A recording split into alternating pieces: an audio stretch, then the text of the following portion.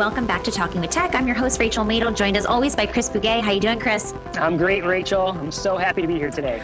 We have the pleasure of being joined with Lucas Stuver. How are you? I am so good to be back. This is exciting. It's wonderful to see your smiling faces after a little hiatus there, and hope to stick around for a bit. Lucas, what have you been up to? Lots and lots of work. So as you all, I started a new position with Tobii Dynavox like 9 months ago, and despite my best efforts, I guess I did a good job because they promoted me. So I've been busy and busy and busier. So it's been real tough to connect just because of travel, but this is one of the things that I do that I really, really love. I think it's very important, and I love connecting with my dear friends, Rachel and Chris. So I am here now, and I will be here as much as possible moving forward.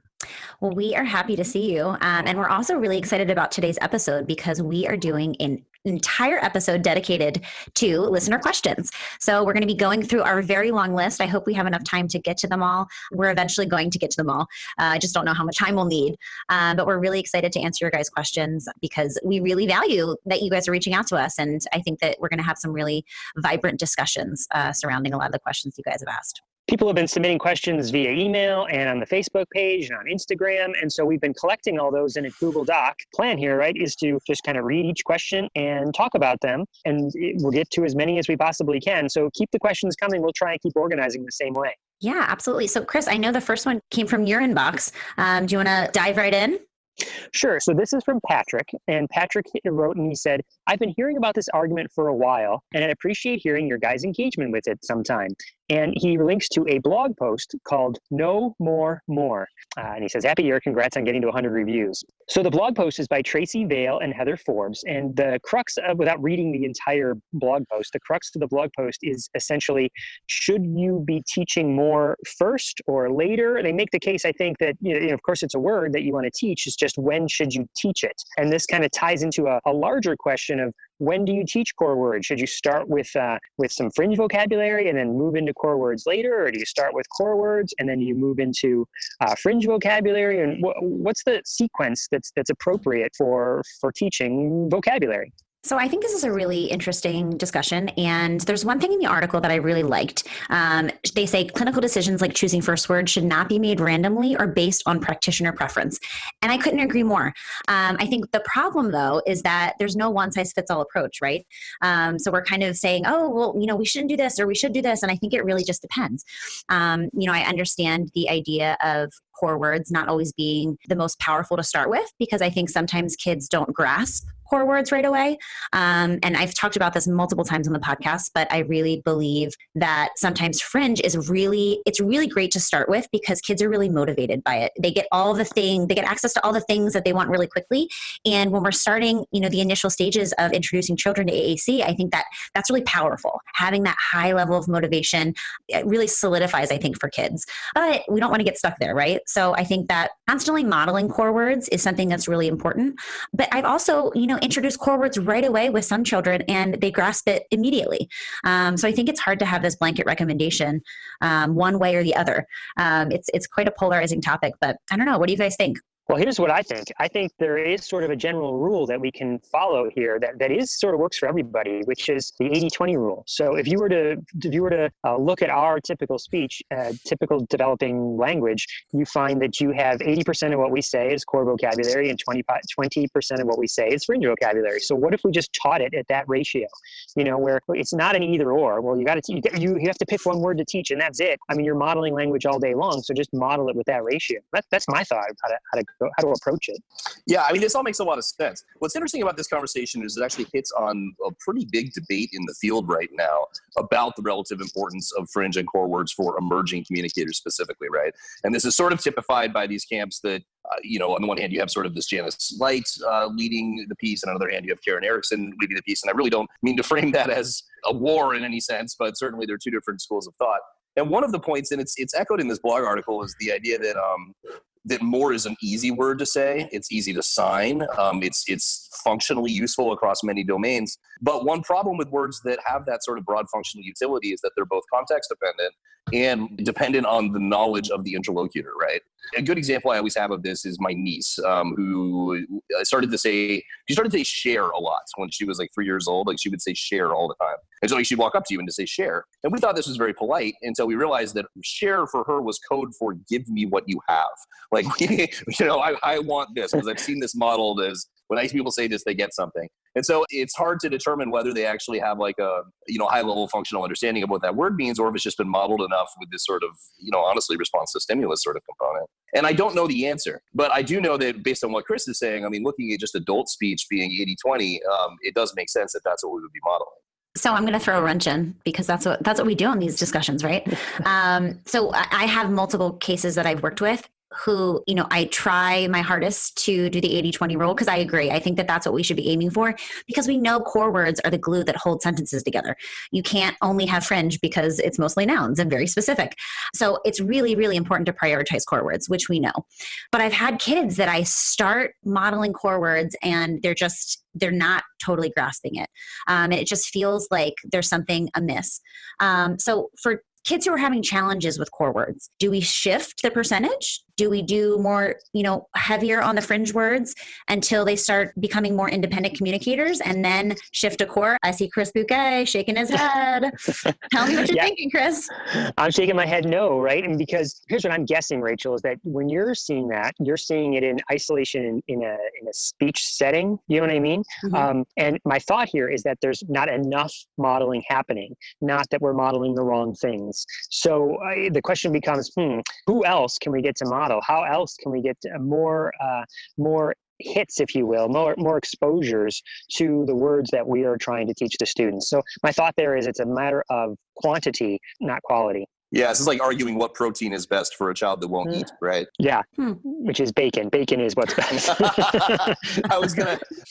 But it is a very interesting point. I mean, we have to weigh so many different considerations in this, and more is one of those things that's, so universally functional that I think people go to it all the time, even just in terms of like adapted science before they even get to AAC.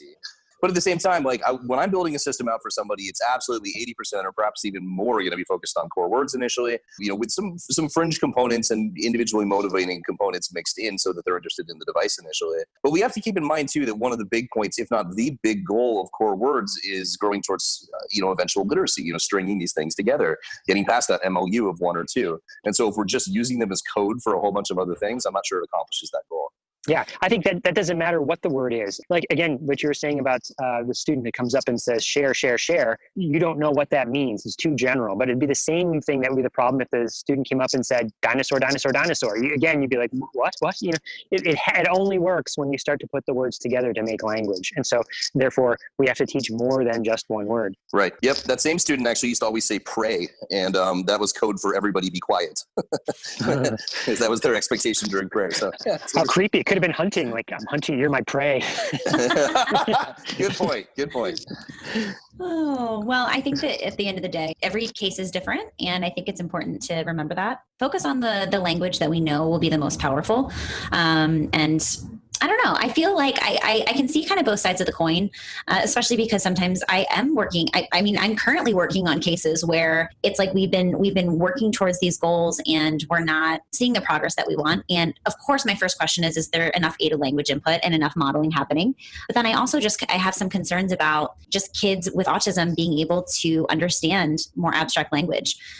So it's kind of a balancing act for me between teaching those concepts, but also having success with the device. Because I also think if you're not having success with the device, it's deflating to not only a child but also to everyone working with the child.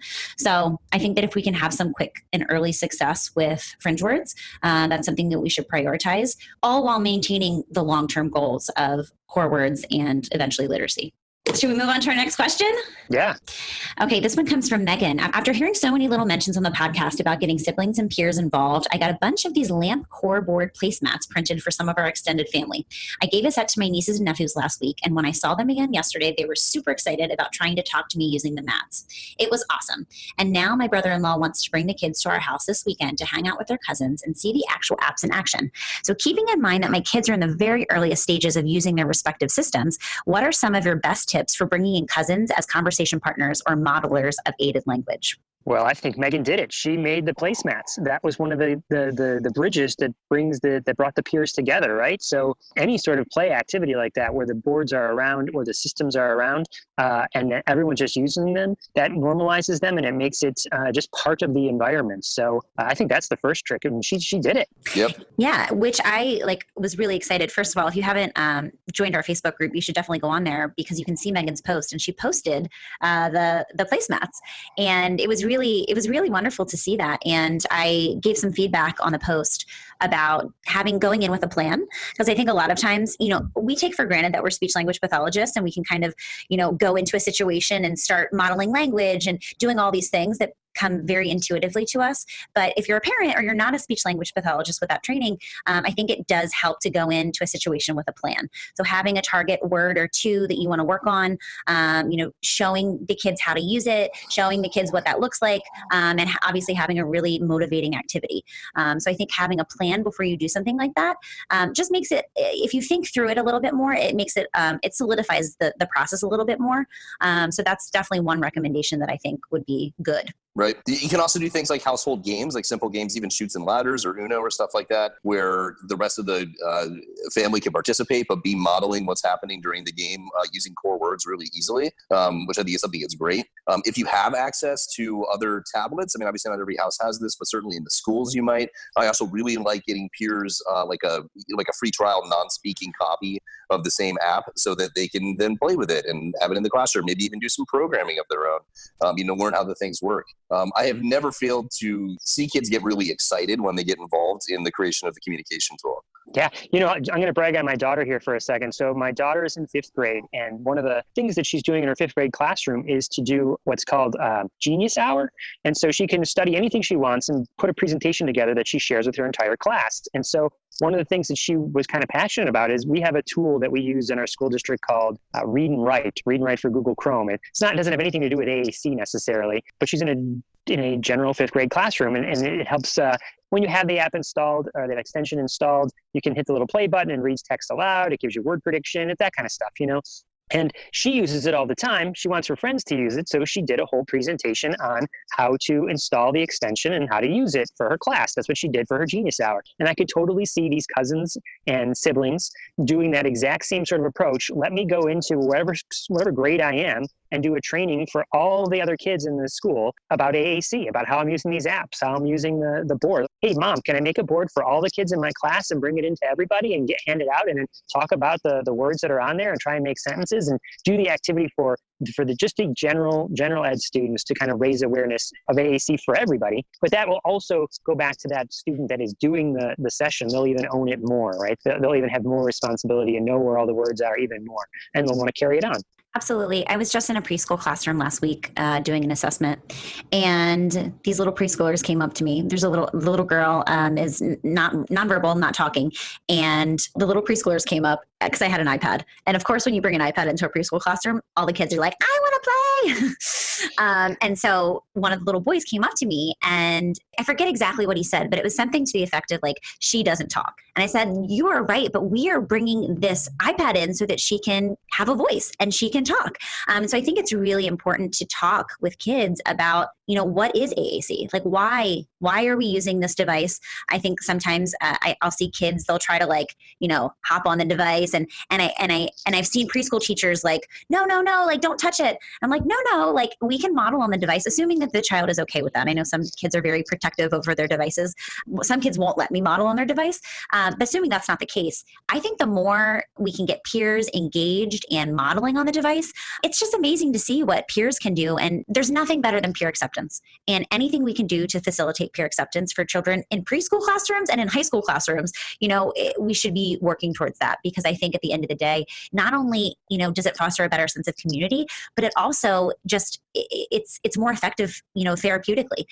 Children are more excited to communicate when they have peer models. And it's more successful. So I'm really excited about this question, because I think it reiterates what we know. Using siblings, using peers as modelers is really effective. All right, you ready for the next question? I'm ready. All right, this one is not really a question. It is more of a kudos, but it's from Samantha. And Samantha says, "Hi, hosts of Talking with Tech. I just wanted to reach out and say thank you so much for doing an episode on CVI, cortical visual impairment, and spreading awareness. CVI is currently the leading cause of blindness, so the chances of teachers and therapists running into a student with CVI is drastically increasing. I'm a teacher of the visually impaired and just transitioned to an assistive technology specialist, and much of that revolves around AAC and a variety of tech to help her access the world around them. I came across your podcast from an SLP I work with, and she raved about this episode because the two of us have been tackling communication for CVI kiddos for years now. Thanks for doing this episode and getting the word out about CVI. I'll be sharing it with others I work with, as sometimes information is best understood from a different perspective or person." I couldn't agree more, Samantha. Colleague of mine, Sally Norton-Dar, always used to say, you can't be a prophet in your own land. So you got to hear it from someplace else. You might be saying the same thing as you would, but you got to sometimes bring someone else in to say it. And so that can be our voice for you, then fantastic. This inspired a question in me, because this is actually something that's been on my radar the last couple months, because I've been working with some students with CVI. And I'm wondering, what are some of the red flags? So say you're working with a student and you're thinking, like there feels like something's off visually. What are some red flags for you that you need to recommend a vision assessment? Some of the big ones for me have been like students that don't want to attend to an advice, like say a student that's been using a two-step Big Mac switch for a long time, right? But they suddenly don't want to attend to a device, but they will attend to like felt boards and things like that in the school. When there's obviously no cognitive or behavioral reason why they wouldn't want to work with the device, but they're refusing to. That's something that I've always brought in a vision specialist for. That being said, I just got to say, in my experience clinically, CVI has been tough. And even putting on the other hat as a device maker now and a software developer, CVI is still tough. Like we need to do a much better job of working with that population. And so I appreciate this ongoing feedback, and I love that you guys got kudos about it, because I think we have a long way to go. Yeah, Rachel, I think I talked about this during that episode, and I made the banter for that episode, but one of the students that I was working with that made us think CVI was exactly what Lucas was saying. Here we had this bright screen, and he's reaching out and kind of hitting it with his knuckles, as opposed to kind of targeting or isolating anything on the screen. But when we give him visuals, he would reach out and kind of grasp the visual and like crush it in his hand, and meaning he could target it more readily than just the bright screen. And so that made us think, what's going on here with his vision? And that's when we brought the teacher of the visually impaired in, and we started chatting about that. Yeah, something you just said too made me reflect on something where you said, I think the person that does this every day can't be the leader or something like that. What was it? You can't be a prophet in your own land. Yeah. I had somebody recently tell me in the public schools, they've said that saying that I always heard of, in the land of the blind, the one-eyed man is king. And my response to that is actually, in the land of the blind, the one-eyed man is a really crappy ruler because he doesn't understand the needs of his constituents, right? Yes. So we need to be listening to the people that need this stuff. So some other things that have been coming up for me since, like I said, the last couple of months, this has been on my radar even more than normal, just trying things with Black backgrounds and children who are very interested in yellow, red. I think that those are all kind of red flags for CVI. And Project Core actually has amazing resources for high contrast vocabulary sets. They also have, I don't know what I would call this, 3D objects. Essentially, if you have access to a 3D printer, you can print out these high contrast, I think single color objects, which is really, really interesting. Like tactile aids. Tactile, yep. Mm-hmm. Yeah. The best use I ever saw of that was there was a classroom where I saw somebody could earn computer time. And when they earned it, they were given one of the old AOL discs. Anybody remember these where you get spammed with them, thousands of them in like in the mid 90s? They finally found their purpose. Oh, that's funny. But no, truthfully, 3D printing opening up a whole new world for this too. This one comes from Jenny. So this next question comes from Jenny. So she says, the school district director has suggested to me for homeschooling. My questions that I'd like you to address on your show. Steps to follow when homeschooling using AAC, options in AAC curriculum to consider in order to have an educated decision, and tips to combine dynamic assessment when performing the tests that are required by law. So this is a really interesting question about homeschooling in AAC.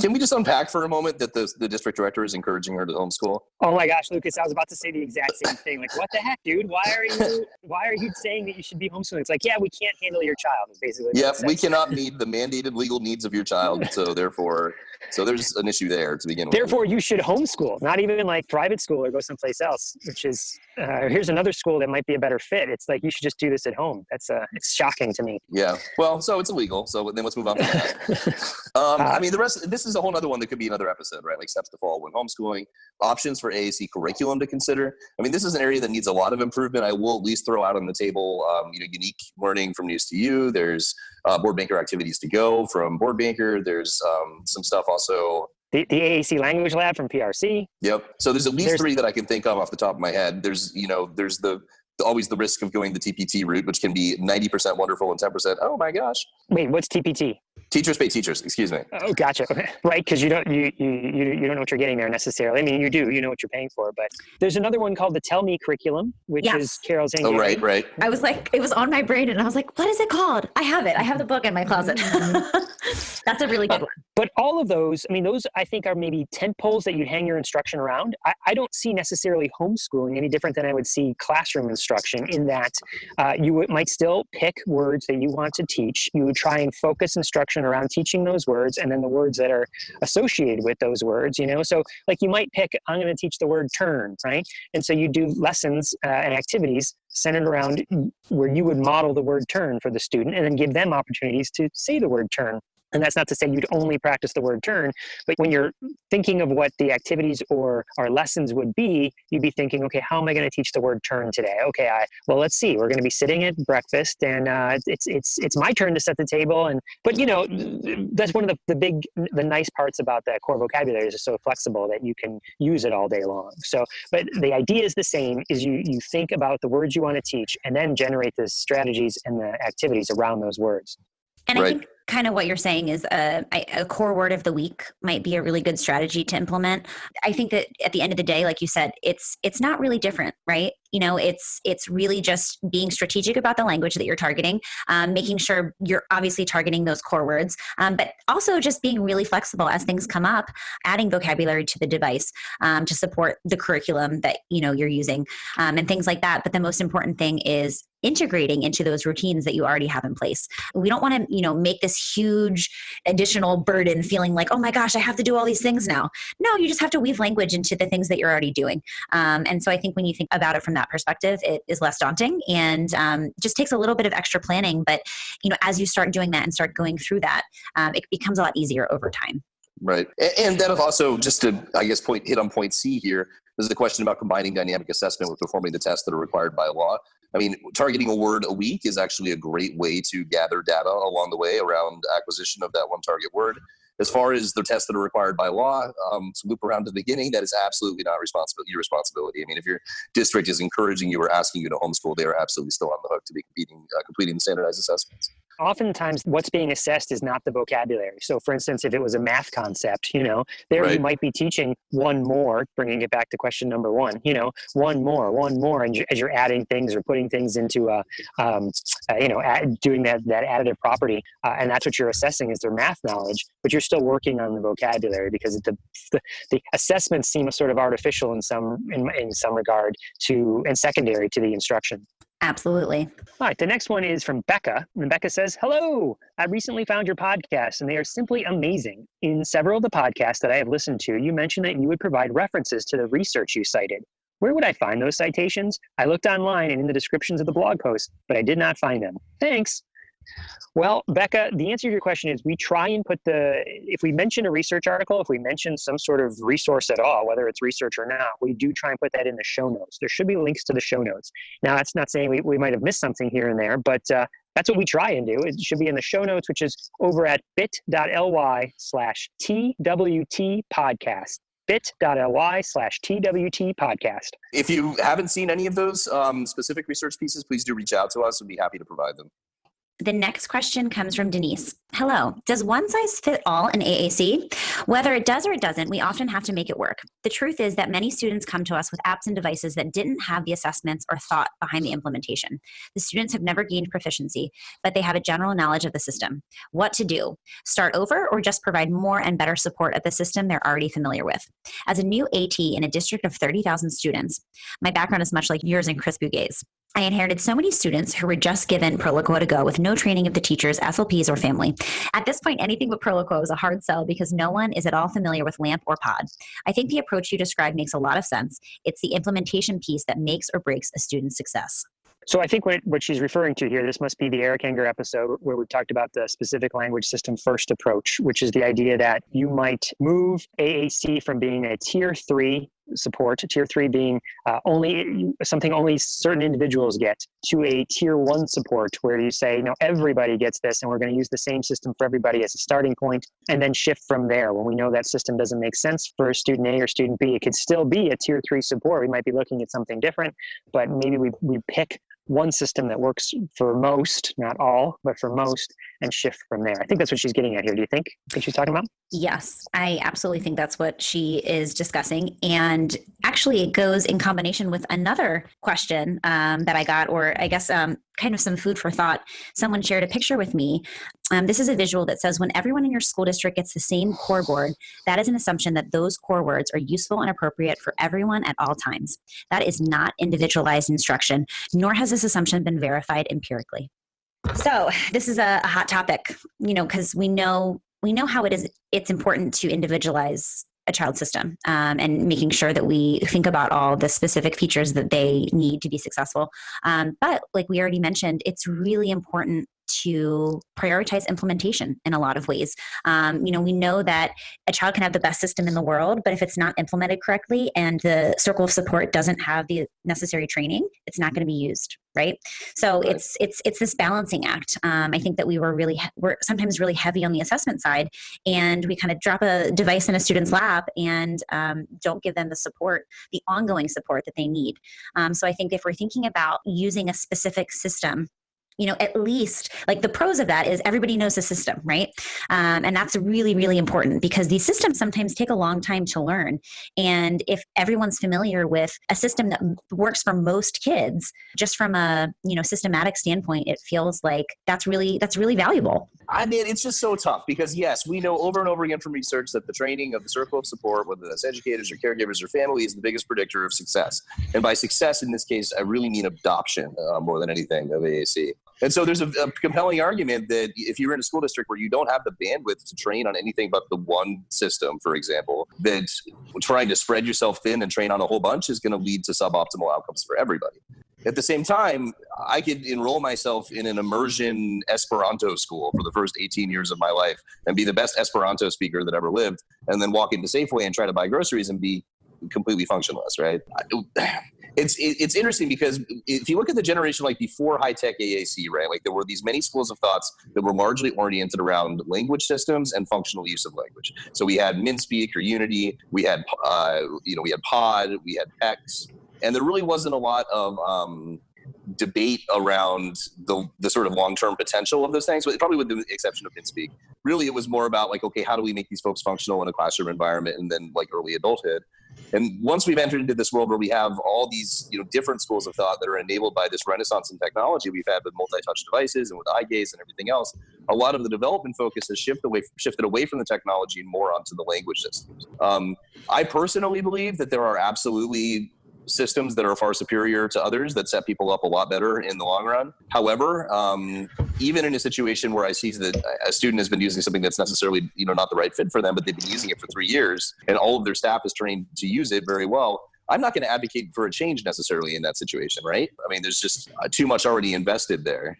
The concept of actually mandating a single approach first thing though really does still grate on me as much as we talked about it. So Chris, take it away. Well, okay. The way I think I'm going to answer this question is to break down Denise's question a little bit more succinctly. So the first thing she writes is, does one size fit all in AAC? And the answer there is, I've never heard anyone anywhere ever say that it does. No one is even asking that question. Like, does one size fit all in AAC? I think everyone to a T would agree that there is no one size fits all. But the question that I'll keep asking over and over and over again is there one size fits most? Could it be that, yes, you could pick one or two of the most prevalent systems, sort of like you were saying, Lucas, that there are some systems that you can look at through history that have been good matches for a lot of people because there's a lot of people using those systems. You don't need research to show you. You can just look at the actual users and say, hey, how did you do it? What are you using? That system seems to work well for you. And so you don't even need the research. You just look at the actual people. The next thing she says here is, in her case, students have never gained proficiency, but they have a general knowledge of this system. What to do? Start over or just provide more and better support of the system they are familiar with? Well, again, this gets to that question is, Lucas, again, I think you make such a good point here. If someone has had a system that might not be optimal for them, but they've had it for 3 years and everyone around them knows it, then maybe it is optimal for them. Meaning, what about it would make it suboptimal? What is it that we're looking at? Go, yeah, this was not a good fit for you, but we're going to stick it out. I wish we could turn back time 3 years ago and pick something different. What specific criteria are we looking at that made it suboptimal for them, or made us looking at it currently now say, this is not the right fit for you? Or then also when is the time for a transition, right? Like I have a simple base user right now who just runs right over to the predictive keyboard every single time. Maybe we should be switching that out. Yeah. So I know a student just like that it was, we tried to introduce symbols to her and she went right over to the predictive keyboard and she uses that predominantly. And I try and tell her, you could be faster if you learn to use the symbols, and she doesn't care. Right. And in these cases, it's her choice. Someday she might make the shift. I make the same analogy to like teaching someone how to say an R, look, dude, it's your choice. If you want to learn the R, I'm going to give you all the strategies and tips, but really you're the one who's going to have to do the effort to make your R differently. And maybe someday it'll become important to you and you'll make it, or maybe it won't. And that's fine too. And it's those same concept I think about with her AAC system is that, if you want to keep using the predictive keyboard, fine. But if you want to try and be faster, I'm here to help you. And we're all here to help you because it's your choice. But back to the whole idea of a system that we'd apply to most people, I'm going to call upon the SET framework here. So I've mentioned the SET framework in previous podcasts, and it's the idea that in order to come up with the tool that you want to use, you look at, or that you should use, you look at all the things you would think about for what a student might need. It's the S in the SET framework. And then you look at the E, which is the environment. And that environment includes like the physical stuff that's in the environment, but it also includes the people. And that's the part that the last T is in the SET framework is the tasks. And then I guess the final T is you use the student and the environment and a task to develop the tools, what tool you want to put in place. But the reason I bring that up is to talk about that E, which is the environment and the people in the environment. And again, Rachel, you put it so nicely that if people aren't going to use the tools that you're trying to teach them, then what good is it? So if you can get everybody on board with one tool and then shift from there, I think you just have a greater chance of success, let alone minimizing the disruption when transitions happen, which I think is another big issue. Well, and the other thing to think about is at some level, I think that a lot of us are kind of adopting a specific language first approach anyway. There's so many systems out there. If I already feel more comfortable with a certain device, I'm more likely to recommend it, right? I think that there's so many different apps out there, and a lot of them are very great and are very robust. And so we are naturally already kind of going to use or recommend or trial ones that we feel familiar with. And so I think it's just like not feeling the sense of guilt. I feel like I feel this like guilt that, oh my gosh, like I need to know all the apps. And if I don't know all of the options out there with all of the features, that I'm somehow deficient as an AAC specialist. I'm somehow deficient in the evaluation process. And I just feel like we don't need that guilt. There's so many robust systems out there that can be so effective. Yes, there are specific features for specific systems that might really, really benefit a specific child. But at the end of the day, I think that we just need to be a little kinder to ourselves. And I think that one of the reasons that Eric Enger episode is one of our most popular, and I think it's because the specialists and the clinicians that were listening were kind of like, thank goodness somebody said this, like thank goodness, like they took all the pressure off me to know all these systems and all these features. So I think that there's a whole nother element of, we can't know all the things, right? Like I dedicate an hour every single week to professional development. So I'm looking into new apps and new features, and I'm trying to stay up to date on all the technology. But the reality is technology evolves so quickly, more rapidly than we're able to keep up with it. So I think we need to focus on what we do know, which is implementation strategies, and that will get us a lot more bang for our buck. Yeah, Rachel, I think that's a great way to put it. I really think that for years, that guilt that you're talking about, now we're shining a light on it, and saying, what, it's okay that you don't know it all.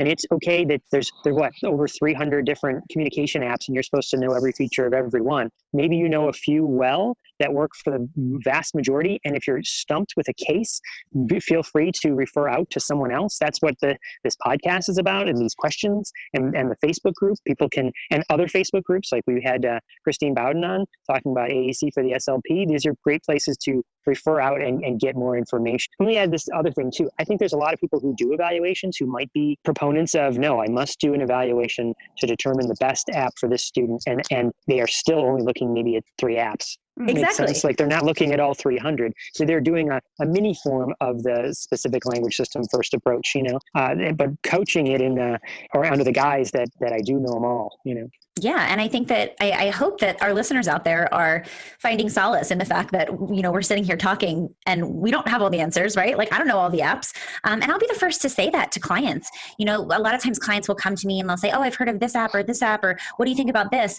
And, I'll say, listen, I can learn any app, any communication app. I am qualified to, take a deep dive in and figure out how it works and if it's a robust system. But what I do know is how to support language with AAC users. And that's the most important thing. And I think a lot of times I get a lot of emails from clinicians who are really interested in AAC and they want to start specializing in AAC and they want to start doing AAC assessments and all these things, but they're holding themselves back because they feel like they don't know all the answers. They don't know all the apps. They don't have enough experience with all the different kinds. Well, the only way they're going to get that experience is by actually doing it. And so when I was first starting out, of course I didn't know all the apps, but I would get a case and parents would say, we're using this specific app. Do you have experience? And I would say, listen, I have experience implementing AAC. And so that was where I would start. And I'd say, I can learn this app. And that's how I did it. It's just slowly but surely start having more experience with apps and you start learning more about them.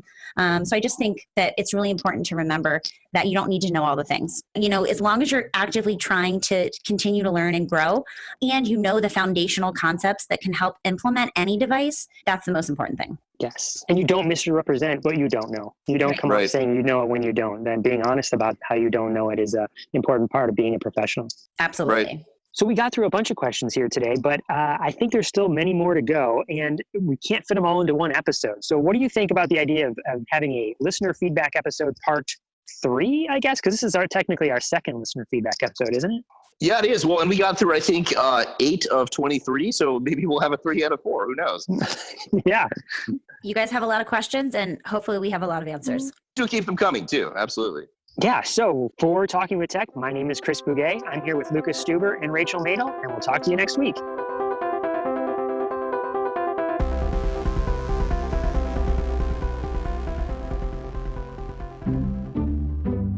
You're listening to the Exceptional Podcast Network.